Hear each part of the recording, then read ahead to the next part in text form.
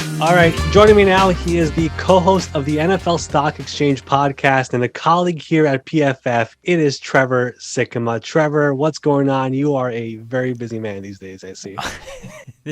As are you, Ari. I've been loving listening to the podcast, and you've, like I was saying, you've had some heavy hitters on this podcast already. So it is an honor to be on the guest list, man. I appreciate it. No, for sure. And I appreciate you saying that. And you were recently on Good Morning Football. Everyone has been raving about your home camera, which is pretty awesome. I know you're in studio right now, but it's a pretty good camera. Your energy is infectious, and you've been all over this draft getting ready. It's about 8 days away, 9 days away, whatever it is. We're very close. Now, Trevor, how many mock drafts have you done in the last month? Let me ask you that. We're probably in, if you include the written ones that I've done over at PFF.com, if you include the podcast one that I do with Connor at the NFL Stock Exchange, and then all the mindless ones that I'll do throughout the day before and after I go to bed, then I don't know. We're definitely in triple digits. We might be closing in on like 200-300 at this point because 'tis the season, right? You can never do too many mock drafts. Now, I'm doing my one and only one next week for PFF, and this really might be the most unpredictable draft in years, from the very top to the end of the first round. Like, is there any pick right now that you've mocked where you feel ultra confident is going to happen next Thursday night? Oh, man. I'm trying to think which one. It's that hard. Which one do I have the most confidence in? No, that's a really good question. I've never been asked that question before. I think I'm pretty confident at this point that Carolina is going to take a quarterback at 6. I'm leaning Kenny Pickett, but again, like to the spirit of the question, I am not 100% sold that they're going to take Kenny Pickett. I think it's going to be just one of the two quarterbacks, and then even like at number 1 overall, we're hearing that Travon Walker could potentially be the pick. I'm still decently confident at this point that it's going to be Aidan Hutchinson, but you're right. That is, I've never, the question's never been framed that way before, but you're right. That just explains how crazy this draft is. It's a crazy draft, and it's very hard to figure out. And it's really wild because just thinking of last year, like everyone knew Trevor's 1, Wilson 2. I think everyone felt Pitts at 4 is going to happen. Heck, I think everyone knew Najee in the 20s is going to Pittsburgh. I don't feel like we have that in this year's draft. That's how crazy it is. So I guess let me start at the top. You mentioned the Jaguars, where all this Travon Walker hype is coming out. How real do you believe this thing is? And could you actually see the Jaguars going in that direction next Thursday night? Yeah, I think it's real. I mean, I think that they are genuinely considering one of those guys between Aidan Hutchinson and Travon Walker. And it's crazy because I was just talking with some of the guys here at PFF up in the office earlier before I came down here. And it's wild how there seems to be a pretty tried and true formula with edge rusher, right? Be athletic, have production. Then you're going to succeed in the NFL. And if you don't check both of those boxes, then you probably shouldn't be picked super high in the draft. Well, Travon Walker has the athleticism, unlike anyone we've really ever seen before. But he also would not have production to the point that we've never seen before with a top 5, top 3, or even number 1 overall pick. So it's just, I think that Trent Baalke loves these kind of players. And I think that that's where all of this is stemming from. A lot of people are kind of tapping into Trent Baalke's draft history, and that's why we're seeing a lot of Travon Walker love, because this is almost like his type of guy, right? You mentioned, or everybody talks about Aldon Smith and Arik Armstead and DeForest Buckner, those kinds of guys when they reference those athletes that he has drafted. But still, I would just have such a hard time believing that a player with this little pass rush production would be going number 1 overall. So I think the hype is real. But I do ultimately still think that they're going to take Aidan Hutchinson at number 1 overall. Right. I feel like everyone is like all in on this Baalke thing, and I feel like people are forgetting that Doug Peterson also has a voice in there in Jacksonville. That's another part of it. But the thing that everyone keeps on saying is that the upside for Walker is higher than Hutch. So I guess like putting it into perspective, who would be the comp for Walker if he hits his ceiling? And I guess who is the comp for Hutchinson with his ceiling, just so we get a better perspective of what that means. Yeah, so, I mean, when you're looking at comparisons, I think athletically, or what you would want out of a player that is kind of like a similar build from him, is probably a Danielle Hunter, right? I mean, they're sort of similar in their build, although Travon Walker was 20 pounds heavier when he was at his combine performance. But him and Danielle Hunter, they have very similar numbers, both 6'5", both 4.5 40-yard dashes, 36-inch vertical. Danielle Hunter was a little bit further in the broad. Travon Walker is a little bit faster in the 3-cone, but they're pretty close similarly. And what you would want out of Travon Walker is a player of Danielle Hunter's abilities. Like, right? When he's been out there and fully healthy for the Minnesota Vikings, he has been incredible. So I think that when you look at his situation athletically and also production-wise, Danielle Hunter did not have a lot of production coming out of LSU, and he was one of the younger prospects in the draft. He just didn't have a lot of experience, didn't have a lot of production. That's why he ended up going in the 3rd round.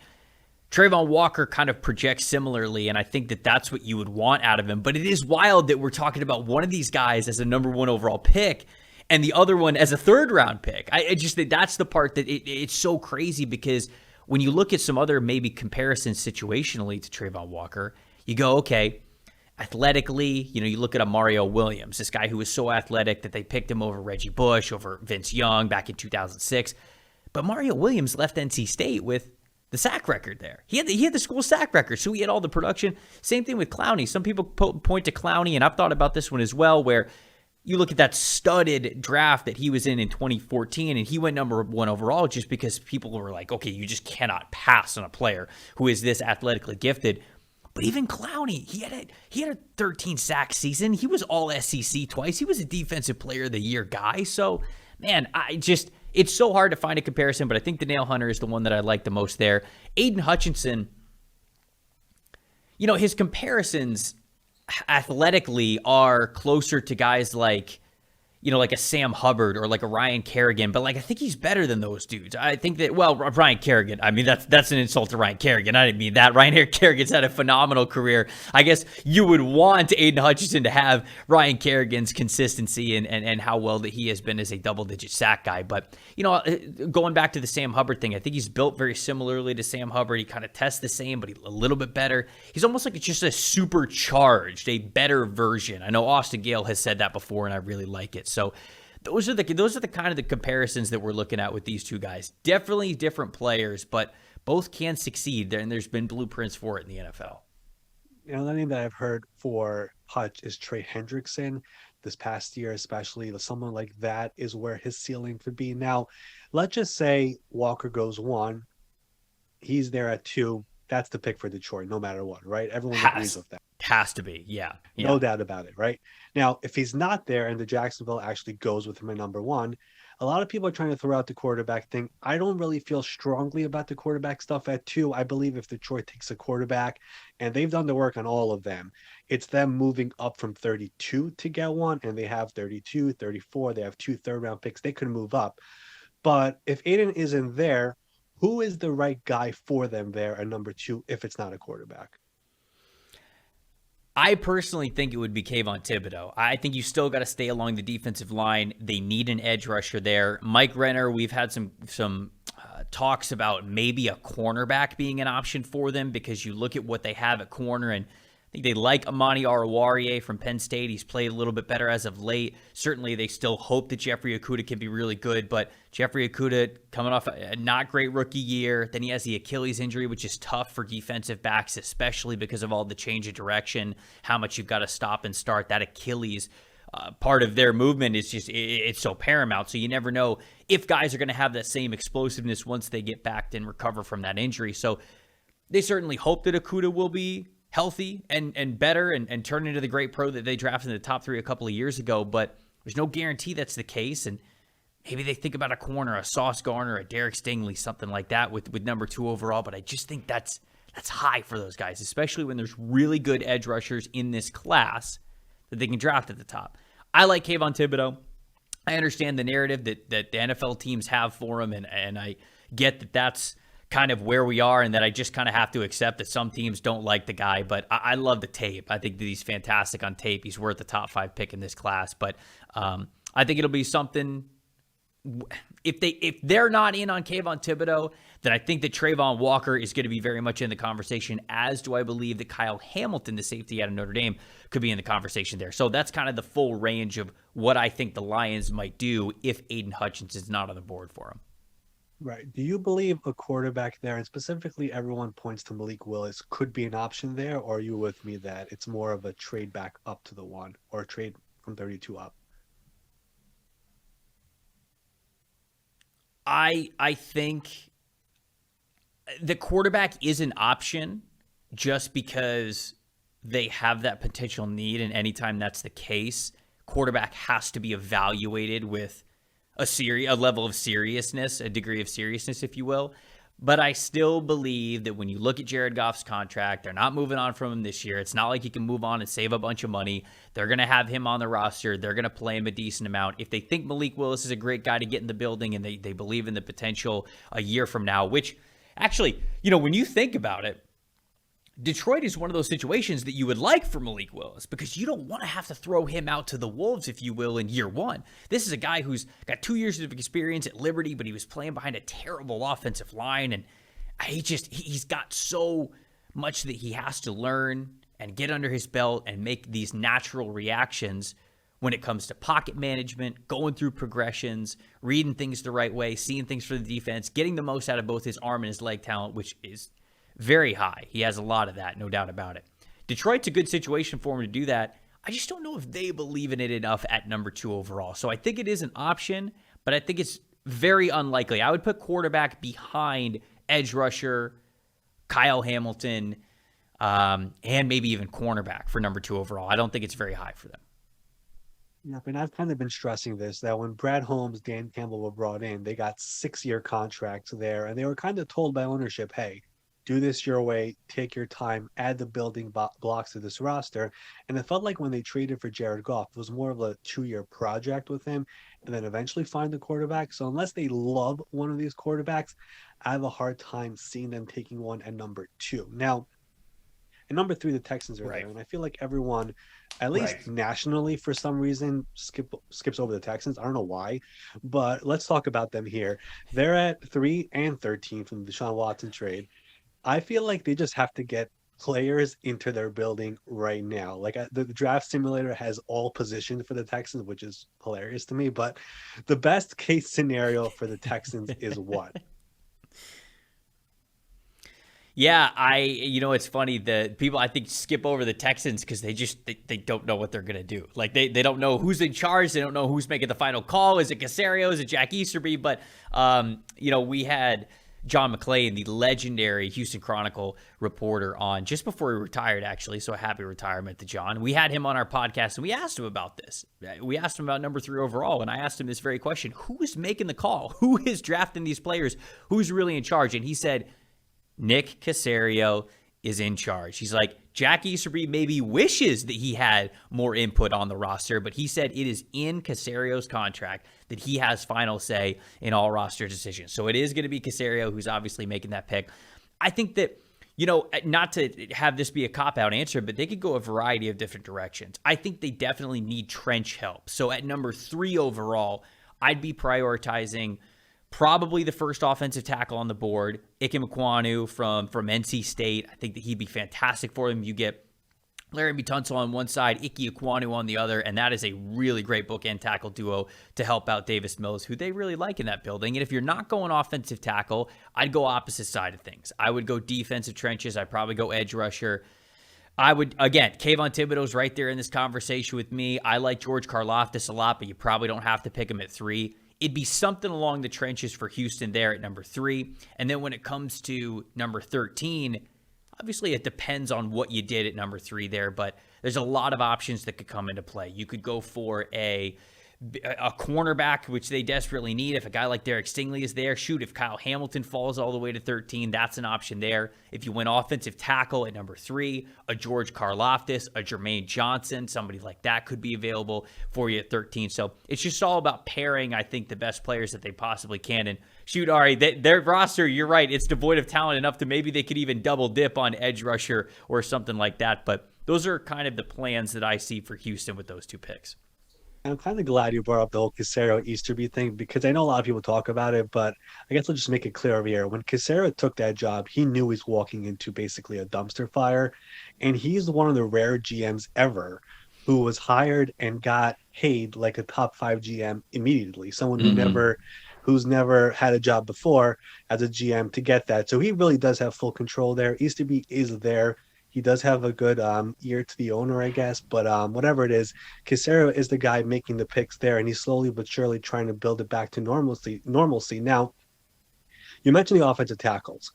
How do you rank these offensive tackles here? Because I think everyone agrees that it's Icky, Neal, and Cross in some order, but each one has a bit of a different type to them, whether it's the flexibility, left tackle, right tackle, run blocking as a strength, pass blocking as a strength.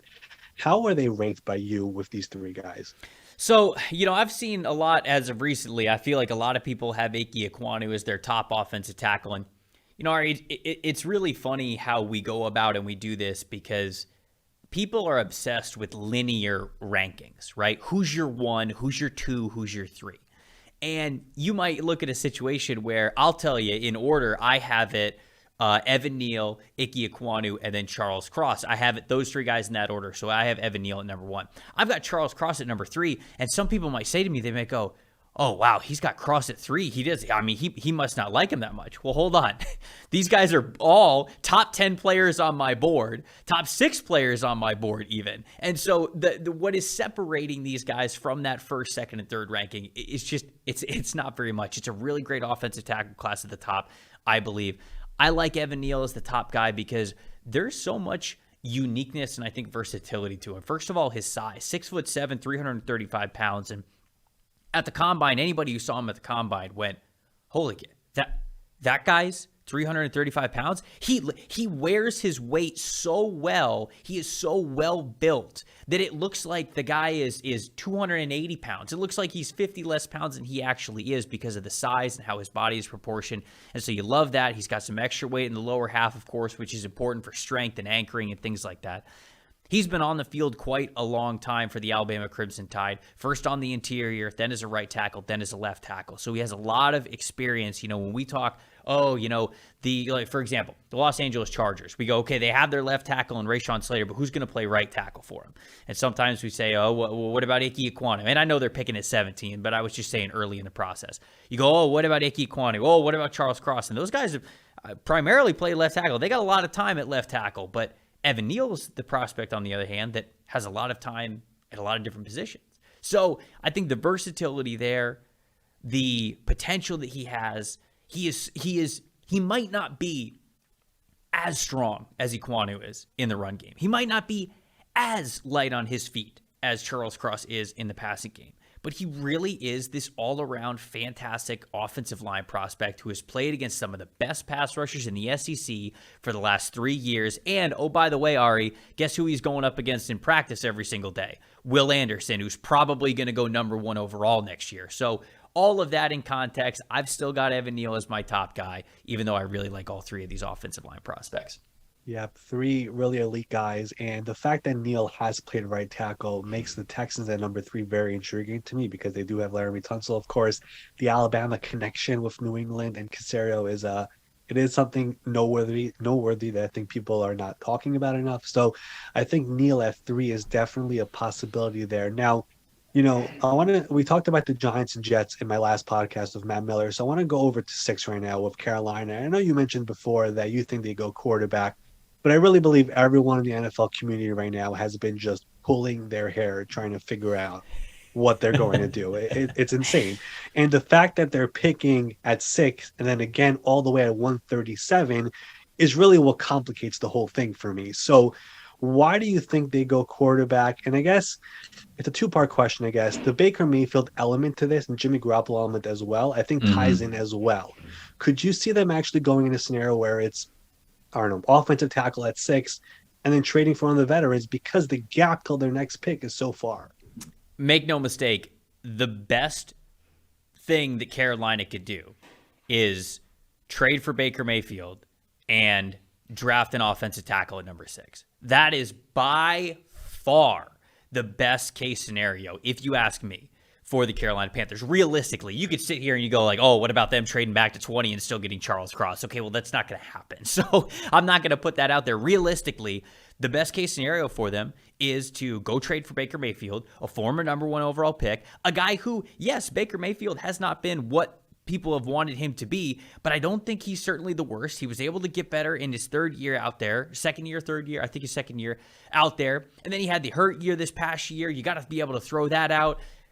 To Baker's credit, 4 different offensive coaches, 4 different offensive coordinators for his first 4 years in the league. And so there's still reason to believe. In fact, I'd probably tell you there's a lot more of reason that I would have believed in Baker Mayfield right now than I did Sam Darnold when the Panthers traded for him. So I don't know if the Panthers are going to do that because it's pretty strange optics. It's pretty bad optics, right? You'd have Sam Darnold and Baker Mayfield on the team, both from the same quarterback class, both playing on the 5th-year option. It's just not a great use of resources. But here's the thing. Carolina's got the money. They've got the salary cap to do it. They have the salary cap space. They've almost got $30 million in cap space right now. So they could make a trade for a Jimmy Garoppolo or a Baker Mayfield. I would say Baker Mayfield because I think you already know what Jimmy Garoppolo is at this point. You still don't exactly know with Baker Mayfield. So I'd rather take that chance. You probably only have to give up a very late day 3 round pick, something 5th, 6th round, whatever, because of his contract. Cleveland's going to be doing whatever they can to get this guy off the roster at this point. You might even be able to get something from Cleveland. This might be a Brock Osweiler kind of a trade at this point. So I think that that's the best move because it allows you to also get an offensive tackle. Because if you don't do that, you look at Carolina's situation and you set it up well. They have a pick at 6 overall and they don't pick again until the 4th round. They have a glaring needed offensive tackle, and they have a needed quarterback. So people ask the question all the time, what comes first, the chicken or the egg? Do you have to fix the offensive line first before you get the quarterback, or do you want to get the quarterback and then fix the offensive line? For Carolina, they're only going to be able to pull the trigger once here on a really good player that would be an impact at either of these positions, and that's a bad spot to be in. But I ultimately think that they're going to pick a quarterback. If I'm predicting it right now, I think quarterback is the way they're going to go. And I'll tell you why. I was reading a Panthers.com story where I can't remember if it was at the owners' meetings or this was an exclusive that they did at the Combine, but they were talking to Scott Fitterer, the GM of the Panthers, and they were asking him about draft needs. And Scott Fitterer said, obviously we have an offensive line need, offensive line, offensive tackle. That's something that we're going to be looking at. It looks like we're going to be in a really great spot for offensive tackle. And then he says, of course, we'll be looking at quarterback as well. You can always upgrade that position if you believe that you can get better there. And then he surprisingly started to list off other positions and said, you look at edge rusher and Brian Burns, his rookie contract's almost up, and you never know. And then he kind of like caught himself, and it's like, well, we want to extend Brian Burns, and this is all in text on the page, and he's like, well, we want to extend Brian Burns, but you just never know. Ari, to me, that was a panic move. The only way that Brian Burns' name even comes out of your mouth is if you are trying to throw everything at the wall to get people to think that you are not taking a quarterback. And I think that him listing offensive line first and not quarterback first, quarterback second, and then bringing up Brian Burns, of all people, one of the most talented players on your roster who you couldn't even think of getting rid of. That tells me that I think he was trying to throw stuff at the wall and make people think that they're not going to take a quarterback. And I really do think that they're going to take a quarterback at 6. I have not seen that article or that post. I'm going to go back to look at it. So I'll be a bit straightforward with you. I've been starting to lean toward them not going quarterback and going in the Baker direction simply because of the fact that they could get a premier player at 6. I also believe their owner, David Tepper, is someone who cares about the image that they have. And going with a Pickett at 6, a lot of people, you know what I mean, they'll be laughing at them and the grades will be coming in. It's going to be whatever it is. And the other part about it is, they have Darnold there. I also don't know if these rookies are beating out Darnold in a way, if that makes sense. Sure. And on top of that, Matt Rule especially is somebody who's there and he's very much on the hot seat right now. He just is. That's plain and simple. I don't really know if getting one of these rookies is going to help him right now, and bringing in a guy like a Baker, for example, who has a chip on his shoulder, it feels like that would make more sense to me. Again, the Panthers have been a little bit hard to figure out. Everyone is trying to figure it out, but it's a little bit complicated. I've started to lean towards them going through an offensive tackle or a different position and then getting a quarterback somewhere else, simply because they just don't have the picks in the middle to keep on building this roster. And they have a bunch of holes there, which they have to figure out. So I don't really know where they'll go. It's more just a guess. We'll do more digging as the days go by. Everyone has a different opinion on it. It is a fascinating situation there at number 6 of Carolina, though. I do want to look into what you just said over there with that article. Now, sticking to this NFC South over here, I want to go to number 8 with the Falcons, because everyone mentions the quarterbacks of Carolina, and people bring up the quarterbacks as well with the Falcons, but not as much. And I feel like they're a serious quarterback team there, because all they have is really Marcus Mariota. There's an injury history there, obviously, and his contract is not really a big one. I don't think that the Falcons taking a quarterback at number 8 is being talked about enough. Are you with me? It's certainly not being talked about at all, really, right now. And I think the big reason for it is people look at what the Falcons were doing last year, and they had number 4 overall. And they had a chance to take Justin Fields. They had a chance to take Mac Jones, maybe even trade down a little bit with somebody who might have been trading up for a quarterback. But instead, they wanted to sit exactly where they were because they wanted Kyle Pitts above anything else. And I think certainly the situation now is much different than it was a year ago, with Matt Ryan being on the team last year and not being on the team anymore this year. But I think that's a big reason why you just don't see a lot of quarterback buzz, is because they thought, man, if they were in the quarterback market at all whatsoever, then I feel like they would have pulled the trigger last year. But it is very different, and I think the quarterback should be on the board for them. I have not heard a lot of talk about them going quarterback. You're totally right. I'm right there with you.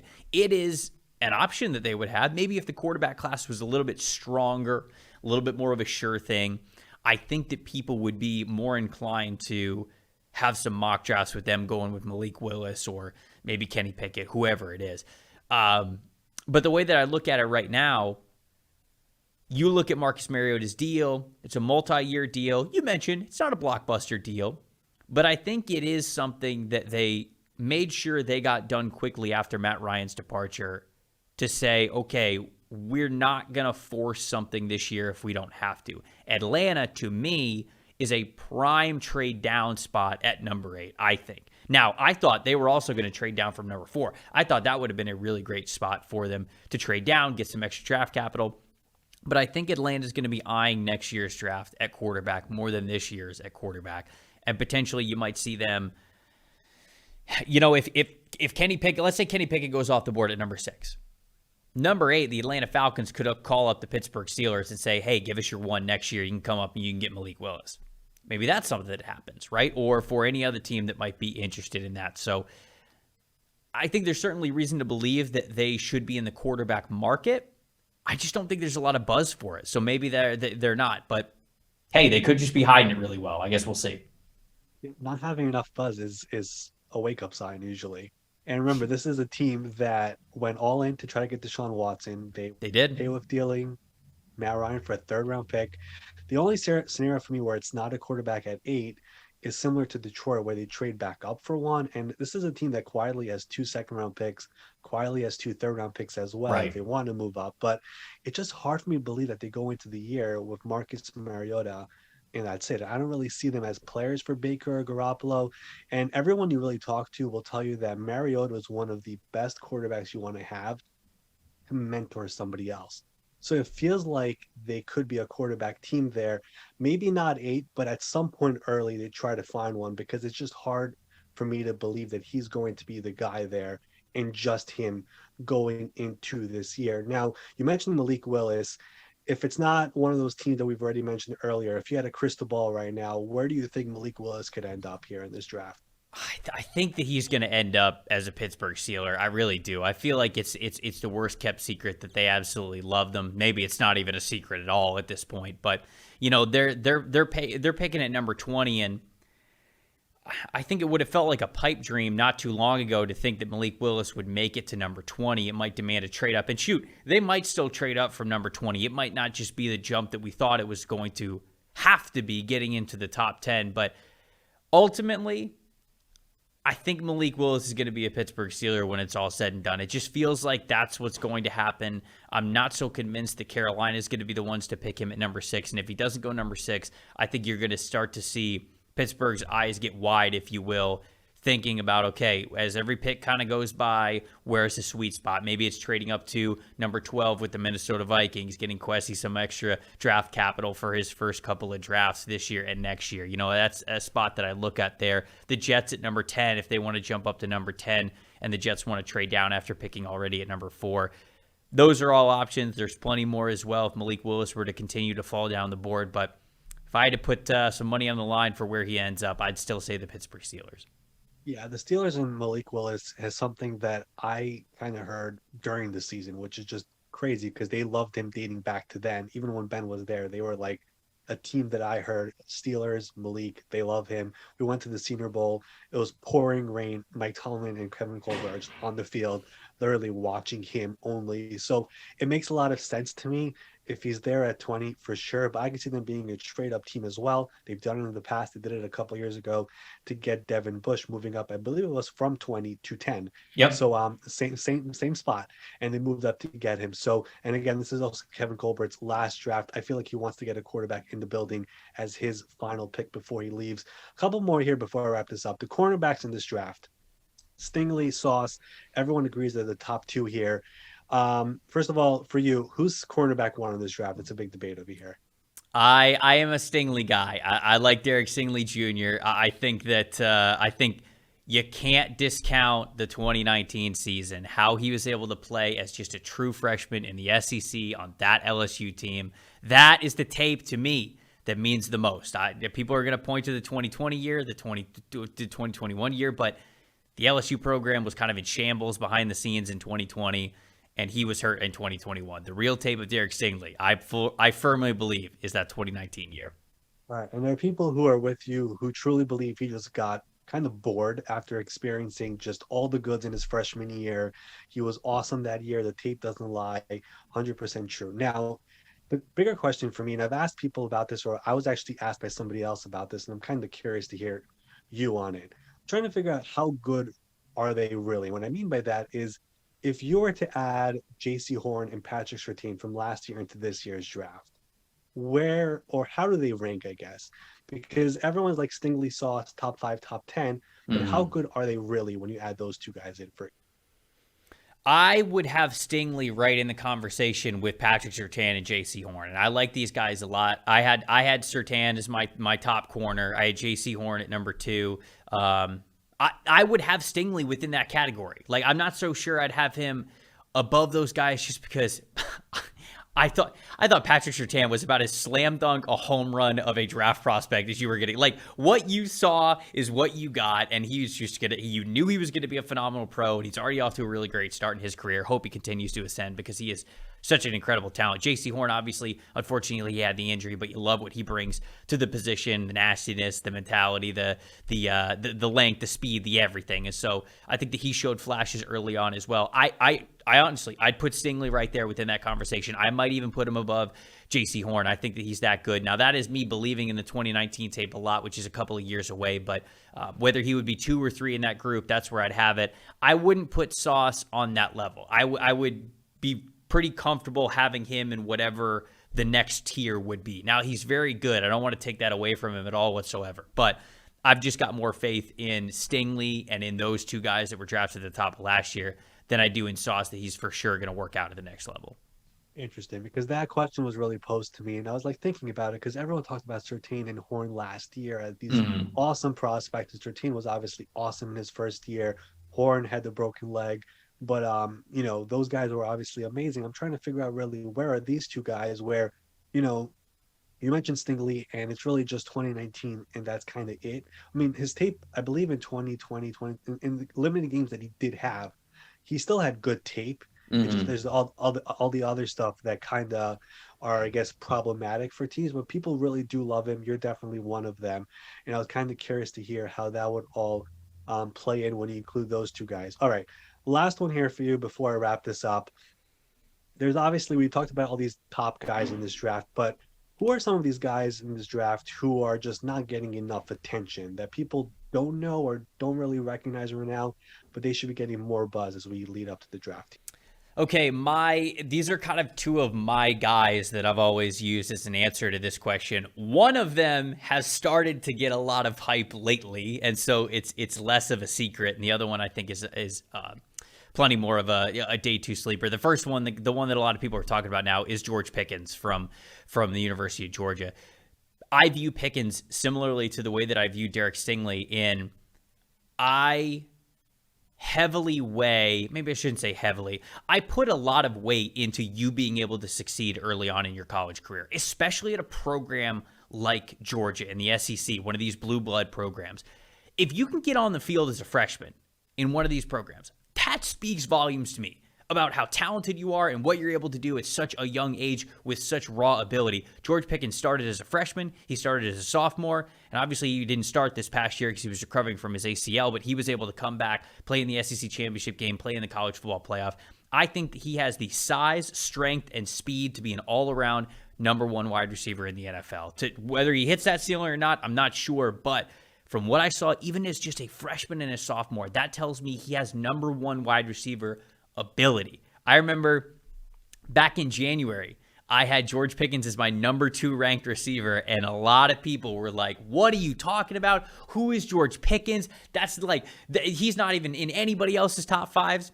That's fine. And now I see him a lot higher on people's rankings now that they're getting to watch him because he's great. And I don't mean that to say that to brag, but all I'm saying is whenever you really started to pay attention to George Pickens and when you went back and you watch his tape, I think a lot of people loved what they saw. I did as well. The other guy that I want to shout out, probably the most underrated player, I think, in this class at this point, is Drake Jackson, the pass rusher from USC. Drake Jackson's fluctuated with his weight throughout his 3 years at USC. I think he had a really nice true freshman season, which he was able to play really well. Didn't get as many games that COVID season, obviously, because he was playing in the Pac-12 and they didn't have a big schedule. I thought this year was going to be a huge leap for him, and it wasn't. It was still good, but it wasn't the big leap that I thought it was going to be.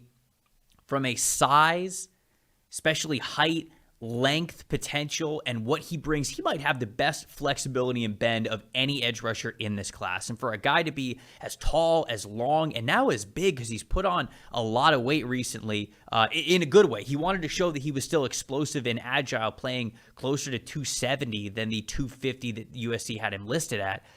He could show that he's still a really great athlete at a variety of different sizes. I think a home weight for him is going to be closer to somewhere 260, 265, which is great. And I just really believe that the flashes that you get out of Drake Jackson, you don't get out of almost all of these other edge rushers. And Drake Jackson isn't even talked about as a potential first-round pick, and I think that's crazy. I think that he should be considered a back half of the first-round prospect. I would draft him there, but it seems like he's probably going to be a day 2 guy, probably a second-rounder at some point. I love it. I feel like there are so many more names you could probably start listing off right now because you're like so into it right now. But I'm gonna try to sneak one in right now, quickly, right away. Okay. Before we wrap this up. Okay. Texas A&M offensive lineman Kenyon Green. I'm hearing a lot about him. Yep. He's somebody who has played every position on the offensive line except center last year, an All-American. And he's basically met with all the teams in the back end of the first round. And one more little nugget for everybody here. I've heard that teams have been working him out at center as well because they believe he could play that position as well. So they think he could play every single position on the offensive line. A name that I'm not really hearing a lot about, but I think somebody who could most likely end up in the first round on Thursday night as well. All right, Trevor, I want to thank you for taking the time. Everyone can go and follow you on Twitter. It is at Tampa Bay Trey. By the way, congrats on Tom Brady coming back. I don't think I told you that. Your live reaction of you getting the news. I think everyone should go check that out on YouTube. It's one of my favorite videos of the year. But thanks for coming on and enjoy the draft, the live draft show on PFF as well. I believe you'll be hosting that, so everyone should tune into that as well. Yeah, hey, the greatest quarterback of all time only unretires to come back to your team once. So I had to give it the reaction it deserved. But I appreciate you having me on, Ari. You enjoy the draft as well. I'm sure we'll talk after it's done.